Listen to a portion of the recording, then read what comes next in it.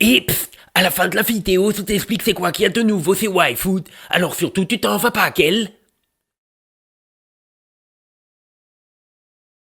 La vidéo d'aujourd'hui est écrite par Guillaume. Mais ouais, c'est encore moi pour ce coup-ci, désolé.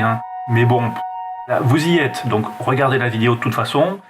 Et au pire, vous lâchez un comme quoi c'était trop nul, mais au moins vous aurez regardé jusqu'au bout. Voilà. Bisous.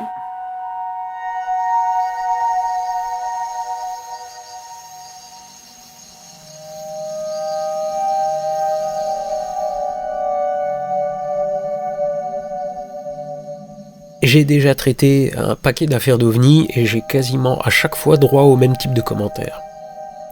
Je ne suis qu'un incroyant. Presque un mécréant. Pourtant, c'est pas de ma faute si, en creusant un peu, tous les cas se révèlent être des canulars, des méprises ou des histoires montées de toutes pièces pour gagner en notoriété ou gratter des euros. Mais attention, comme je l'ai déjà dit, je n'attends que ça, moi. Avoir enfin une preuve d'une existence extraterrestre. Alors peut-être que j'ai pas eu de bol, que je me suis seulement intéressé aux mauvaises affaires, ou je sais pas. Celles avec les preuves les plus foireuses, comme par exemple un trou de piquet dans un champ pour Valençol, une bactérie et l'arnaque aux assurances pour les vaches américaines, 3 potes qui se foutent des bourgeois à Cergy, les défécateurs BDSM brésiliens, les crop circles débordants de Bovis, enfin bref, vous avez l'idée. Allez voir mes playlists, vous avez de quoi faire. Alors je continue ma recherche de la preuve ultime que les aliens passent nous claquer la bise. Voici donc un cas super célèbre où il y a un vrai ovni véritablement authentique que plein de gens ont vu, et il y a même des photos, et que cette fois-ci on va voir ce qu'on va voir et que je ferai moins le malin après ça. Prenons donc une machine à voyager dans le temps pour remonter jusqu'au début des années 40 sous le soleil de Californie. Venice Beach, Santa Monica, Malibu, de mythiques endroits qui permettent d'admirer le soleil couchant sur l'océan. Prenez vos serviettes de plage et une petite laine pour vous tenir chaud. Nous voici à Los Angeles dans la nuit du 24 au 25 février 1942. Il est temps de nous intéresser à la plus grande chasse à la galinette cendrée de l'histoire, ou comment tirer 1440 obus dans le ciel sans jamais toucher autre chose que le toit des voisins.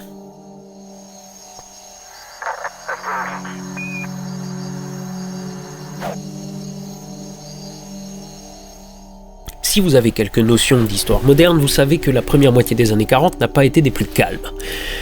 Bon, en Europe c'est une évidence dès 1939, mais les États-Unis se disent encore qu'ils sont tranquilles dans leur coin. Avoir un continent quasiment pour soi, faut reconnaître que ça aide.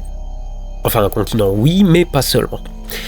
Il y a aussi quelques îles comme l'archipel d'Hawaï, un territoire annexé mais pas encore le 50e état de l'oncle Sam. Pour autant, on y trouve une base navale que vous connaissez sûrement, Pearl Harbor. Et puisqu'on y est, je finis le topo historique. Parce qu'on a à l'époque un Japon expansionniste qui apprécie moyennement d'être freiné dans ses projets par les sanctions économiques des USA. Ça rend l'empereur Hirohito chafouin.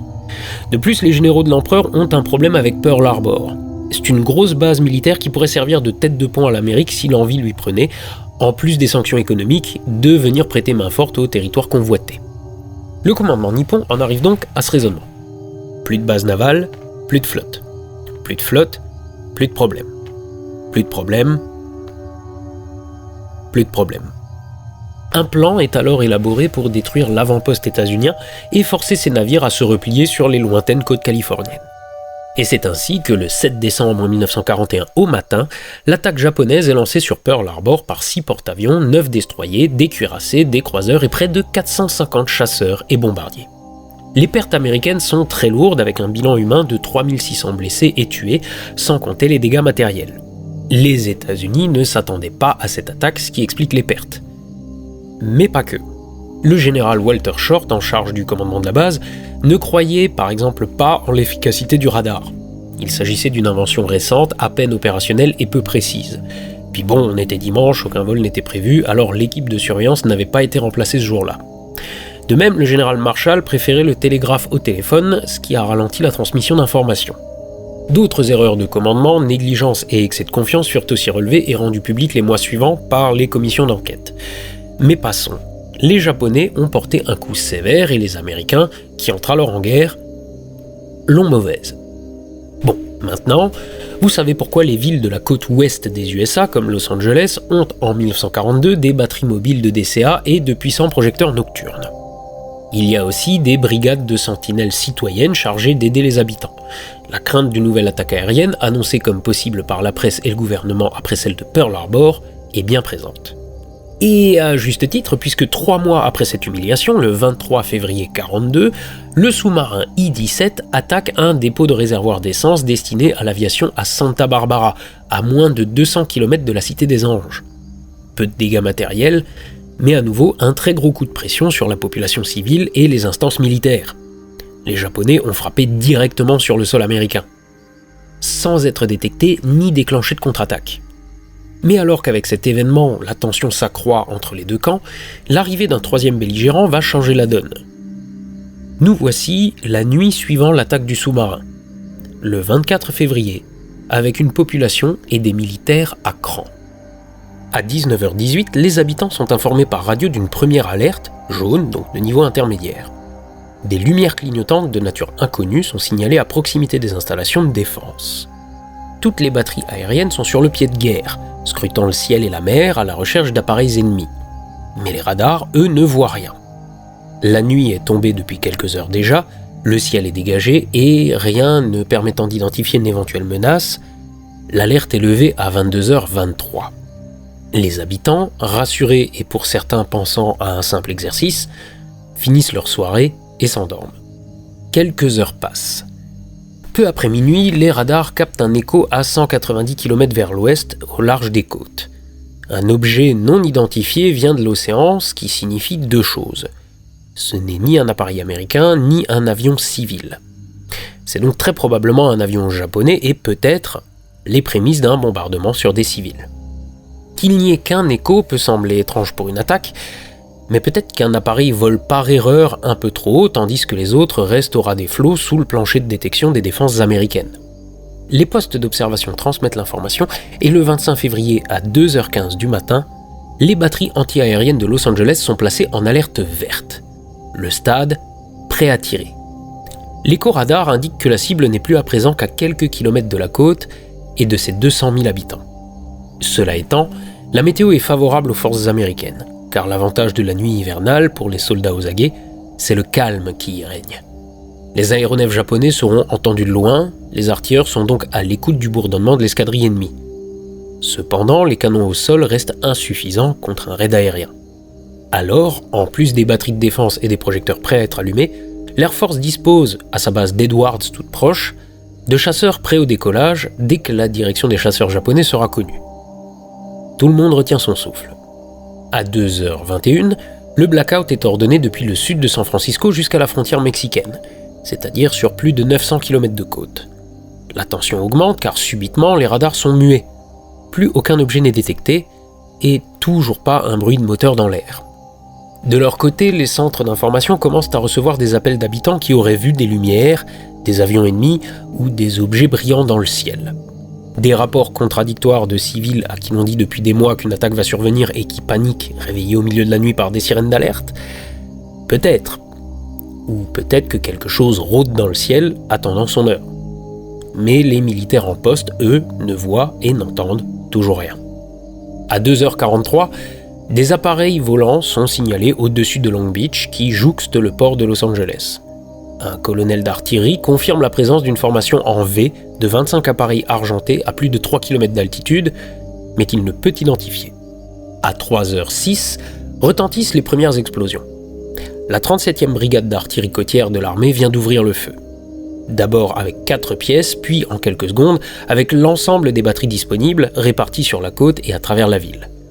L'obscur ciel hivernal se change alors en un déluge de feu. Les sirènes d'alerte retentissent de nouveau et les projecteurs de recherche balayent le ciel. Dans la ville, des pannes d'électricité aléatoires privent peu à peu les habitants de lumière, tandis que les 12 000 volontaires civils s'équipent et se tiennent prêts à venir en aide à la population. Terrorisés par le vacarme assourdissant des tirs et des explosions, les habitants de Los Angeles lèvent les yeux au ciel et découvrent un spectacle qui les marquera pour le restant de leur vie. Éclairés par les puissants projecteurs au sol et les flashs d'explosion des obus, des dizaines de milliers de témoins, dont des journalistes, découvrent un immense objet brillant quasi immobile, suspendu dans le ciel. L'objet était énorme, tout simplement énorme et pratiquement au-dessus de ma maison. Il flottait dans le ciel, c'était d'un magnifique orange pâle, Sans doute la plus belle chose qu'on ait jamais vue. Je le voyais parfaitement car il était tout près. Dira Cathy, une témoin des événements. Immédiatement prévenus, les chasseurs de la base d'Edwards, situés à une 50aine de kilomètres et restés en alerte jusque-là, décollent en urgence avec pour ordre d'intercepter l'intrus et de protéger la ville. Ils ont envoyé les avions de chasse, je les ai vus s'approcher en groupe puis faire demi-tour. Ils tiraient dessus mais cela ne semblait pas avoir d'importance. Déclare encore Cathy.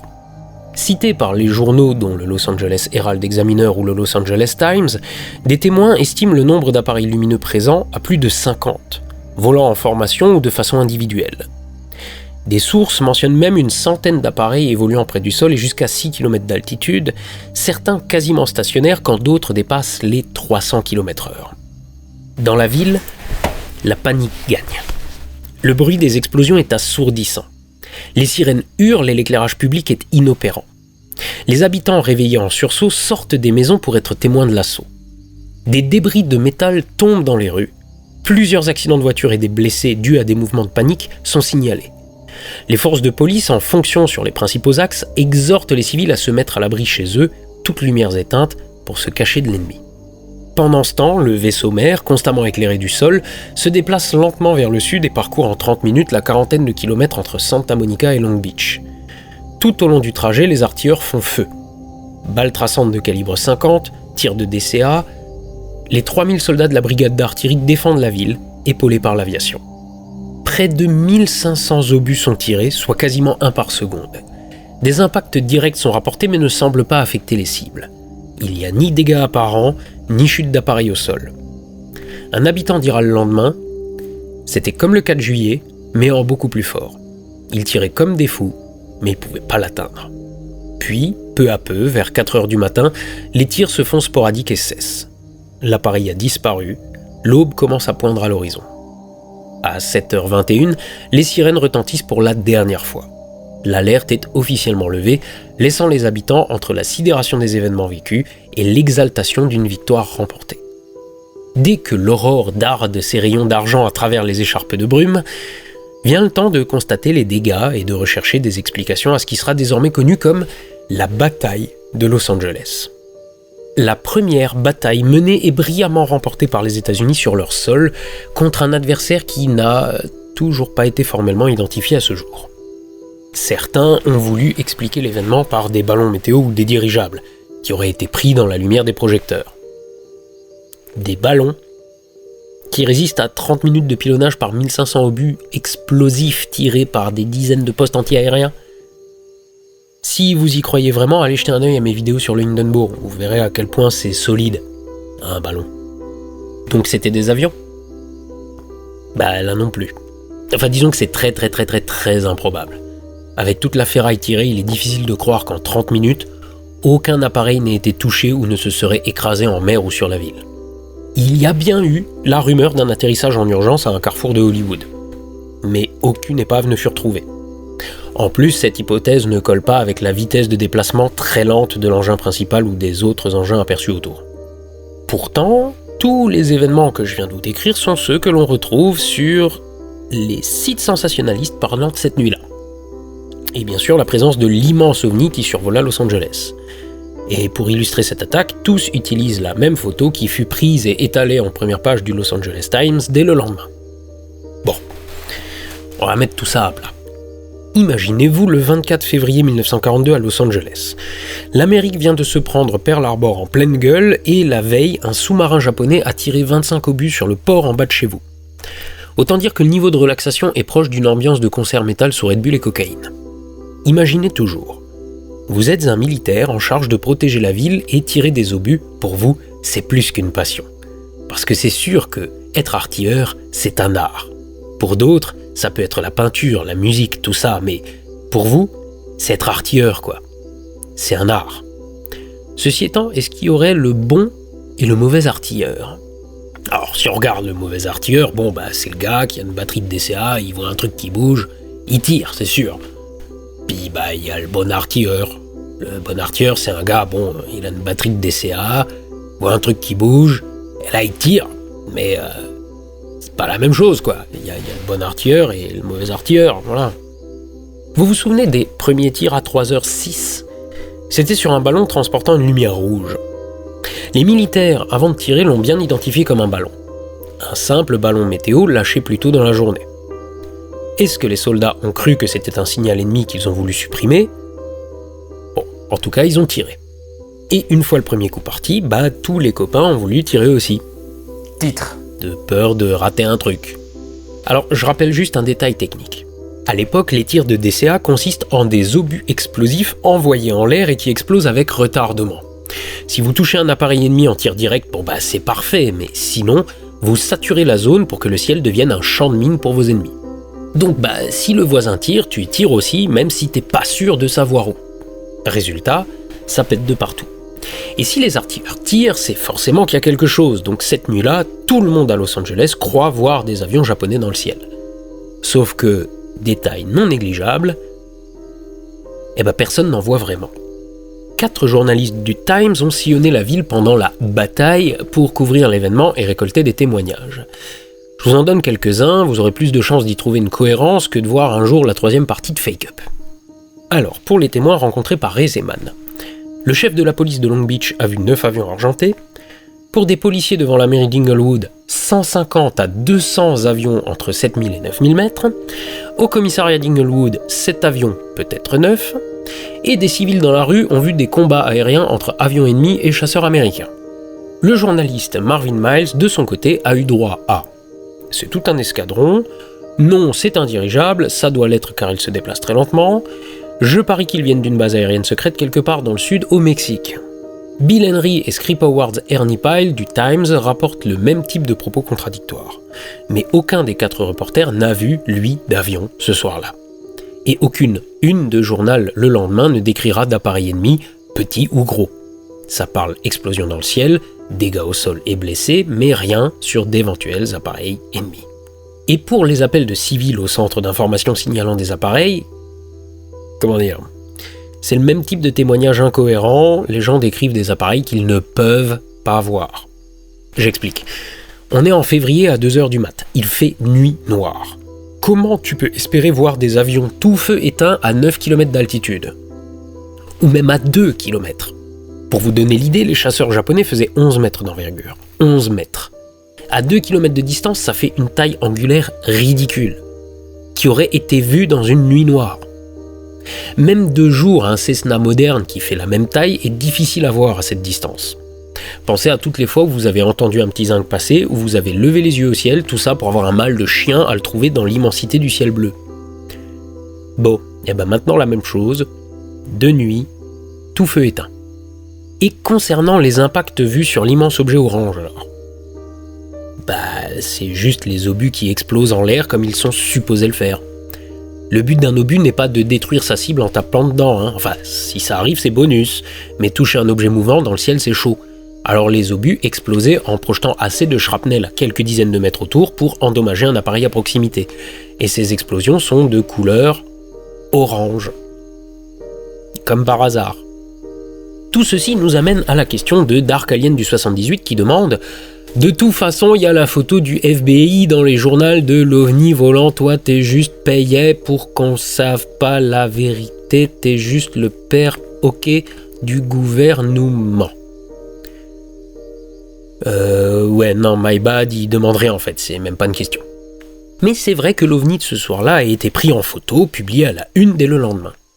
Une seule et unique photo en 30 minutes de pilonnage d'un OVNI qui prend la pose à la cool au-dessus du Bouchonnois. Immobile devant des dizaines de journalistes aux premières loges dans l'une des plus grandes villes américaines. Cette photo, on va la revoir un peu. La fameuse image où l'on est supposé voir un immense ovni au-dessus de la ville. Vu les descriptions faites et les témoignages rapportés, vous aviez pas plutôt en tête un truc à la Independence Day ? Ou comme le film sorti en 2011, un engin supermassif qui couvre tout Los Angeles, un ovni qui est de la gueule, quoi. Moi, en voyant la photo, je suis un peu déçu. Pour celle-ci, le photographe a utilisé un appareil photo de presse en 4x5, courant dans les années 40 et chargé de films négatifs noirs et blancs. Mais les pellicules à cette époque n'étant pas très sensibles à la lumière, et un flash n'ayant une portée que de quelques mètres, le négatif original était donc sous-exposé et le journal ne voulait pas publier un gros carré noir pour illustrer le plus grand feu d'artifice de l'époque. Il a donc pris le négatif et l'a retouché comme il était d'usage, en améliorant les informations existantes et en ajoutant des informations inexistantes, pour le rendre plus spectaculaire aux yeux des lecteurs. Et donc le négatif de l'époque, le voici. Et comme c'est un négatif, si on inverse la luminance pour avoir la vraie image, on obtient ça. C'est assez loin de l'image publiée, non ? La photo d'origine montre juste 6 spots éclairant quelques explosions d'obus antiaériens. Il n'y a pas d'objets mystérieux, d'escadrilles ou de galinettes cendrées, d'ovnis ou d'avions. Comme le Los Angeles Times l'a expliqué plus tard, je cite, « La ligne d'horizon était assombrie à l'encre. De la peinture, similaire à du correcteur liquide, avait été utilisée pour éclaircir les faisceaux des projecteurs et transformer les points de lumière parasites en éclats antiaériens. La partie de l'image identifiée par les ufologues comme un vaisseau spatial extraterrestre a été modelée par des gouttes de peinture sur le tirage. » Et pour l'anecdote, la thèse OVNI n'est apparue qu'au début des années 80 dans Fate Magazine. Il n'en a jamais été question à l'époque. Voilà une des couvertures de ce mensuel. Je vous traduis les gros titres pour les non-anglophones. Un ciel plein d'ovnis, les preuves scientifiques des guérisseurs psychiques, les expériences de mort imminente de l'enfer. Vous pouvez trouver des exemplaires sur eBay si ça vous chante. C'est aussi dans cette même décennie qu'apparaît le témoignage de la fameuse Katie, qui a vu un immense objet au-dessus de la ville mais dont on ne sait rien. Et là encore, un seul témoignage d'immense objet pour 200 000 habitants. Donc pas d'ovni, seulement un joli feu d'artifice et fin de l'histoire ? Techniquement, oui, mais l'événement a quand même eu quelques conséquences. À commencer par les dégâts de cette non-bataille, qui a fait 5 morts. Pas à cause des bombes ennemies, parce qu'il n'y a pas eu de bombardement, ni d'ennemis, mais à cause de l'obscurité, des collisions et même de crises cardiaques. Comme pour Henry Ayers, 60 ans, qui meurt au volant de sa voiture remplie de munitions qu'il portait aux gardes nationaux, ou George Vail, agent du service d'alerte aérienne, qui succombe également. Rappelons aussi que 1500 obus explosifs qui pètent au-dessus d'une ville, ça fait 9 tonnes de ferraille qui retombent, sans compter les tirs au calibre 50. Et c'est pas des petits morceaux.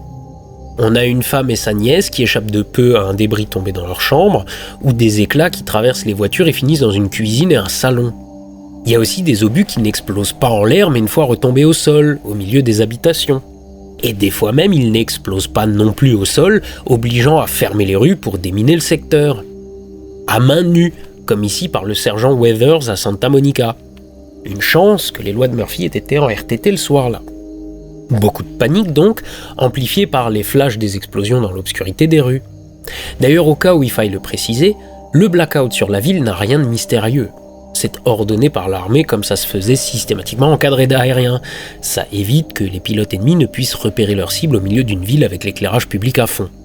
Par contre, ça n'éteint que les rues, pas les habitations ni les magasins.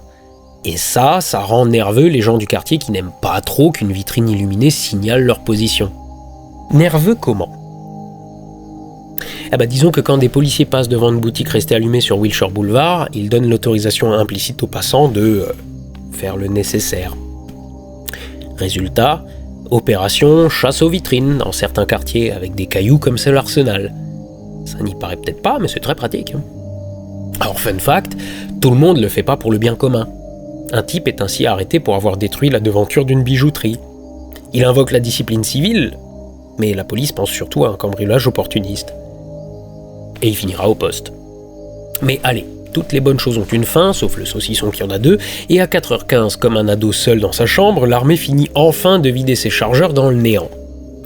À l'aube, le bilan est impressionnant.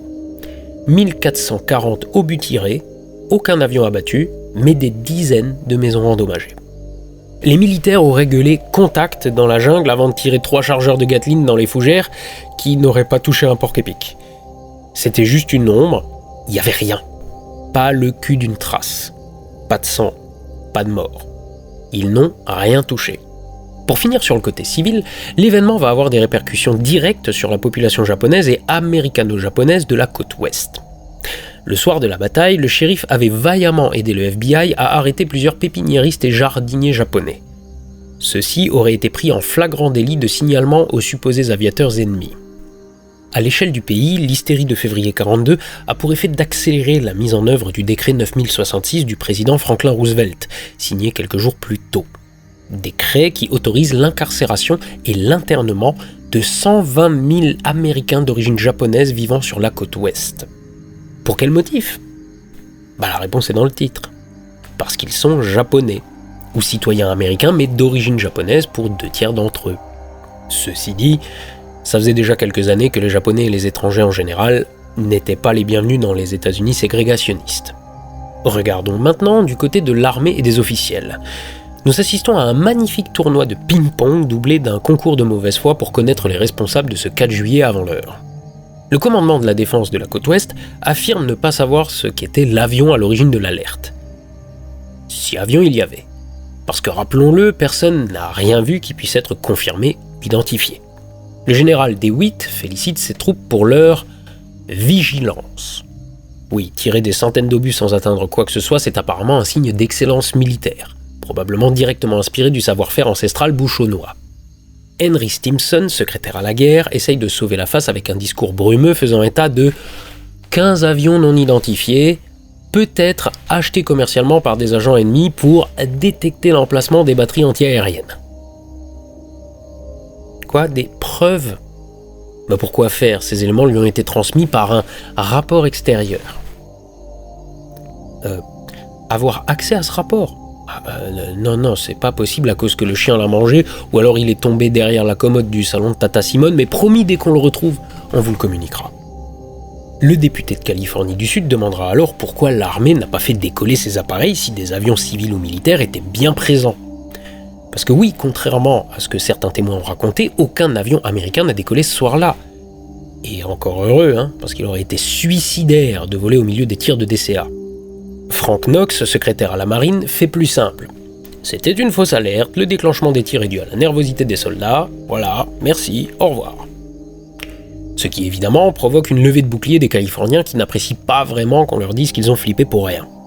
Le Los Angeles Times réplique direct dans un édito « Les nerfs, monsieur Knox, les nôtres ou ceux de l'armée ?» Réinterrogé au Capitole un peu plus tard, ce même monsieur Knox dira que ses propos ont été mal compris, que lui s'occupe de la marine et que la défense aérienne c'est le boulot de l'armée. Allez leur demander et puis d'abord foutez-moi tranquille, j'ai piscine. Un magnifique lancer de patates chaudes tout en souplesse. Donc si on résume, pour l'armée en premier lieu, il n'y avait rien. Et puis des civils disent que si, il y avait des avions. Alors l'armée modifie ses déclarations et coupe la poire en deux en annonçant entre 1 et 5 avions. Jamais formellement vus, interceptés, identifiés ou touchés en 30 minutes. Néanmoins, toutes les déclarations officielles maintiennent que les soldats ont bien fait de tirer, que la ville s'est défendue honorablement et qu'il vaut mieux être trop prudent que pas assez. Après tout, la galinette ça fait quoi ? Bon, allez, à tout casser 50 grammes. Alors c'est dangereux, vous pouvez pas imaginer, vous connaissez pas ce que c'est une charge de galinette. Blague à part, et cette histoire en étant déjà une belle, une palanquée de théories va débarquer les jours suivants, fortement aidée par les déclarations officielles contradictoires. Comme hypothèse foutraque, citons des essais d'avions secrets, des agents infiltrés, une base japonaise secrète au Mexique ou un sous-marin faisant office de porte-avions. Rajoutons une fausse attaque organisée par l'armée pour augmenter son budget, tester la réaction du public face à la venue des extraterrestres ou un complot de Washington pour relocaliser certaines industries californiennes ailleurs dans le pays, et bien sûr les ballons météo, parce que quand on sait pas expliquer un truc volant dans le ciel, un ballon météo c'est toujours pratique. Mais il est vrai que la théorie du ballon pourrait expliquer l'écho capté plus tôt dans la soirée. Vous vous souvenez que sur les radars de l'époque, pas vraiment fiable, était rivetée une plaque gravée conçue par 12 parsec. Matt Winstock, journaliste à Los Angeles, a pu interviewer un artilleur en service sur cette période. Le plus simple est de vous citer cet extrait. Au début de la guerre, la situation était assez inquiétante et l'armée mettait en place des défenses côtières. À l'une des nouvelles stations radar près de Santa Monica, l'équipage tenta en vain de tester le système en réalisant des survols d'avions. Comme il y avait peu d'appareils disponibles, ils trouvèrent une nouvelle méthode pour tester le radar. L'un des hommes acheta un sac de ballons, les gonfla à l'hydrogène, y attacha des fils métalliques et les laissa voler. Captés par la brise du large, les ballons eurent l'effet escompté. Ils apparurent sur les écrans, prouvant le bon fonctionnement de l'équipement. Mais après avoir parcouru une bonne distance au large et vers le sud, la brise de terre nocturne commença à repousser les ballons vers les villes côtières. Les radars détectèrent ces fils métalliques indiquant sur les écrans des avions se dirigeant vers la ville. À la fin de la guerre, les Japonais confirmeront qu'ils n'ont jamais envoyé d'avion dans le ciel de Los Angeles cette nuit-là. Aucun sous-marin à proximité ne transportait d'engins volants. Il n'y a pas eu d'ovnis photographiés non plus. Et pourtant, des milliers de témoins jurent avoir vu quelque chose. Alors, hallucination collective, phénomène atmosphérique, hystérie amplifiée par les projecteurs et les explosions. Même aujourd'hui, certains continuent à penser qu'on leur a caché quelque chose. D'autres disent que c'était les premiers ovnis de l'ère moderne. Bref, on est passé d'une partie de chasse entre Pitibon-sur-Saudre et Corville à un pilier du folklore ufologique. Comme quoi, dans la confusion, chacun trouve ce qu'il veut. Alors, pour vous aussi observer la migration des galinettes cendrées, levez les yeux au ciel, soyez astronogeek, et à la revoyure.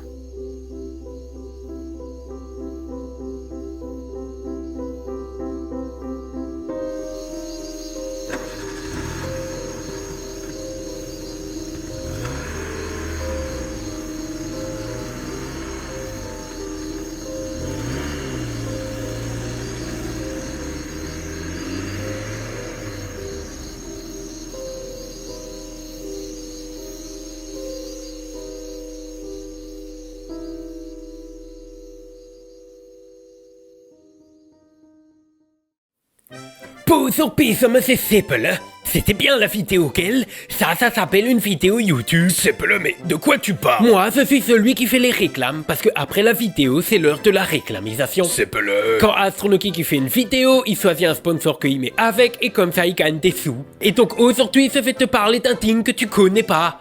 Waifoot. Seppel, sérieusement? Mais pff, comment ça, pss? aujourd'hui, j'ai décidé de faire une réclame pour les nouveaux abonnés qu'ils sont arrivés sur la scène et qu'ils connaissent pas comment que ça fonctionne. Et donc, puisque tu connais pas Waifoot, c'est un thing que c'est fait pour quand t'as pas le temps de manger correctement. Alors plutôt que tu manges un sandwich triangle d'autoroute même pas en or massif mais que ça coûte pareil, ou bien tu fast food avec 3 fois ton propre poids en sel, tu prends un Waifoot. Parce que dans le te tente une bouteille, il y a un quart de tout qu'est-ce que t'as besoin dans une journée mais que ça ressemble à un yaourt à poire. Ouais, mais ça tu le dis à chaque fois, donc je vois pas en quoi t'avais besoin de t'adresser aux nouveaux. Et parce que les nouveaux abonnés ils connaissent pas. Alors moi tout seul je leur ai fait une super promotion rien que pour eux. Ouais, tu veux dire que Waifoot leur fait une promo. Parce que quand tu connais pas, peut-être que t'as pas envie tout de suite d'acheter un pack de 6 coups pareil. Alors Waifoot ils ont fait un pack découverte où ce qu'ils ont mis dedans différents coups que comme ça tu peux essayer et décider qu'est-ce que tu aimes. Ouais, toujours rien de nouveau sous le soleil. Mais si, parce que en ce moment le pack découverte il est à 20% de réduction.